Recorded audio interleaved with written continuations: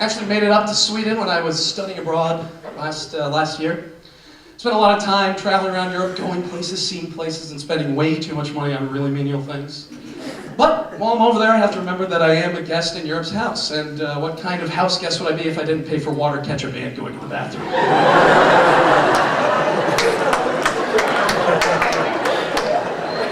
Sorry, for those of you who aren't as cultured as me, you have to pay for those things. But we Americans, you know, we put up with that crap because we're absolutely fascinated with Europe, aren't we? And I think I know why. I think it's because the United States and the countries of Europe are eerily similar. I mean, let's think about this. Over in Europe, you have 44 countries, all nestled really closely together, just like our 44 states. You can easily travel from one to the next, and the farther south you go, the trashier the people get.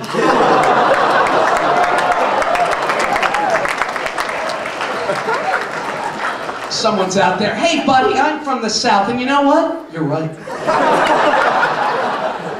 You're absolutely right. I think the best part about being abroad is that I never really felt the pressure to work out, because you're constantly, you're going places, doing all kinds of fun stuff. It's quite the opposite of here, where all you think about is I'm spraying everywhere. I don't know what that is. But, you know, I do frequent the gym. You may not know it if you look at me, but I do try to get in there every now and then. Every time I get in there, I like to get on the stationary bike. I'm like, this is awesome. I love biking. I see someone next to me, I'm like, I'm going to beat this guy. 2 minutes later, I'm like, this is stupid. Stupid race. I'll get him next time. Because I like to take it slow and steady while I'm on the stationary bike. Slow and steady wins the race, after all. Slow and steady wins the race. How did the tortoise ever beat the hare, by the way? Because that's where that expression comes from. And that's kind of the moral of the story. Slow and steady wins the race. Yeah. Unless the other person's faster.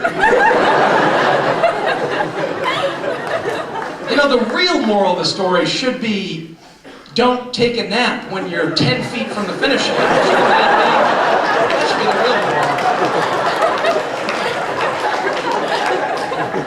I do hate the gym, though. Not a big fan of the treadmills. Like, that's the arch nemesis right there, the treadmill. It gets even worse, though, when you're running along. Some guy comes onto the one right next to you. You know this person. This person has elected not to bring their headphones. What are you going to do, think for an hour? Sounds terrible.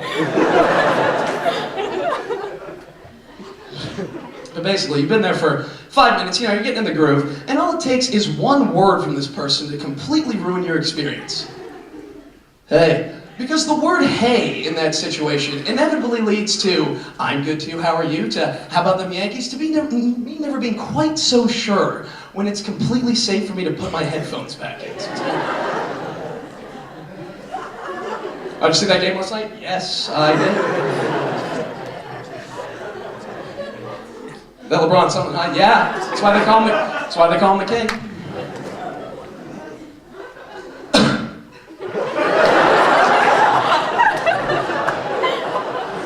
It's pretty awkward when you're on the treadmill. But we do live in a pretty awkward culture, don't we?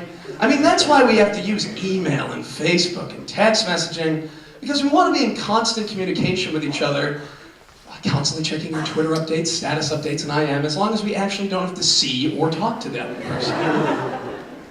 Text messaging. You ever send a text message, you're like, hey, what do you do later?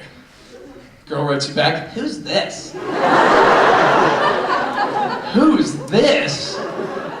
We have gotten lunch, made out, had sex, but I suppose that was like 2 years ago, and you definitely erased me from your phone, and you probably hate me. But I don't hate you. Coming back for you. Our culture is so awkward that we botch the simplest of greetings. You ever done this? I think we all have. Hey, how are you? Good, how are you? Good, how are you? Shit!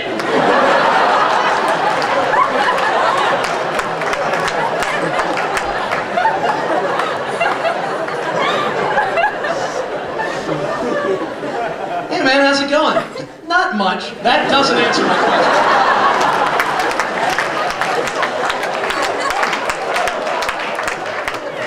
Hey, what's up? I'm good. Again, that doesn't answer my question. You ever get the literal answer? That's always fun, isn't it? Especially in passing. Hey, how's it going? You know, I'm just starting to realize that I've changed a lot since freshman. And you're like, oh, I'm sorry. You're under the impression that I cared. I don't.